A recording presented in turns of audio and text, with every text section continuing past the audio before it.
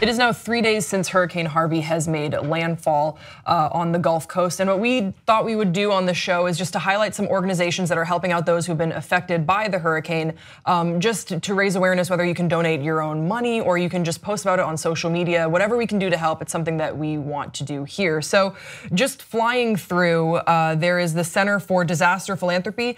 They have launched a Hurricane Harvey Relief Fund. The organization says its strategy emphasizes investing well rather than investing quickly, addressing the greatest needs and gaps in funding that may yet to emerge. I think that's really smart because a lot of times you have this sort of snap cash instinct where, okay, let's just donate. And it seems like this is an organization as gathered by NPR that is really being smart with how they're investing that money. Also, GoFundMe is a website that we're all really familiar with. We all have probably done something for a friend there if they're raising money for something. The social fundraising site has created a landing page that gathers the campaigns on its platform related to Harvey. Also, Salvation Army says it is providing food and water to first responders and preparing for massive feeding efforts for residents. Now, these are just a handful that we're going to be calling out, and I would urge you guys to check out NPR because they have a whole list of organizations, whether you're in the area or you're outside and you just want to do something to help, to donate to.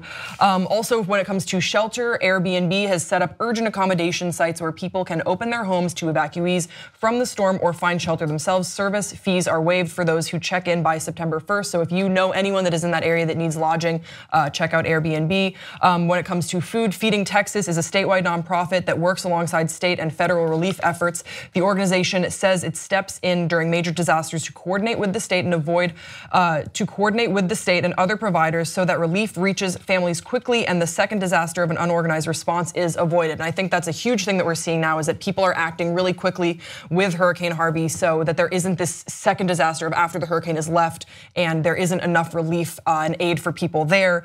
And then there is also, this is something I hadn't actually thought about before, but this is for kids. It's called the Texas Diaper Bank. Based in San Antonio, these are something that people need. Works to meet the basic needs of vulnerable babies, children with disabilities, and seniors. It focuses on providing partner agencies with diapers and goods. And those are the sort of things where it's easy to say that people need food, people need shelter, but there are other things that people will need following the disaster and they will need those resources. So things like, what was that again? Texas Diaper Bank. It's important to maybe raise awareness on social media. That's something that I think people would probably click and want to learn more about. And then lastly, before I toss over to you, Jack, there's the Austin Pets Alive. It says it has transported more than 235 animals to its shelter. The organization seeks donations as well as people who can adopt animals. It says it has received so many donated supplies that it's running out of storage space. So financial donations are what it needs most. And just to paint a picture, Jack, before we went to tape, you were telling me about some of how animals are being affected in Texas right now because of the rainfall.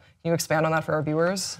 Yeah, it's been a huge coordinated effort to try to get not just people, but also pets and just animals that are in zoos, that are in preserves, into some kind of zone that's not only safe for them, but safe for the very people of Texas. There's an alligator space that has like 30 alligators and is very close to unleashing those alligators into the public. And not only we need to protect those alligators, but they shouldn't become a part of our ecosystem while we're trying to figure out how to save the people of Houston. Yeah, and just to give you guys some numbers, so the FEMA administrator Brock Long estimated on Monday that 30,000 people may need shelter and some 450,000 may qualify for federal flood victim assistance.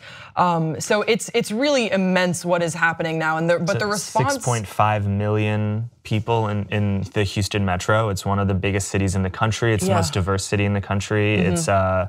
It's a really, obviously, incredibly sad, like the damage that's being done, but it is very heartening to see everybody come together and be like, all right, like we have to help these people because we have failed in the past. We have failed in the past, and what I think is encouraging as well is just seeing the response. And I really did want to talk about it on this show because I know sometimes when you're far away from a tragedy, when you're far away from, you feel helpless. What can you do? So even if we can just highlight some of these organizations for you guys to share, if you know anyone in the area.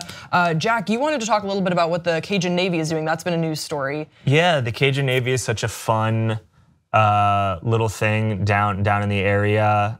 Just local men and women getting together, using what skills and what they have to help their neighbors, and they're outside of just friends and family, but just the people that they are responsible for because they are their neighbors, whether it's a close distance or a far distance.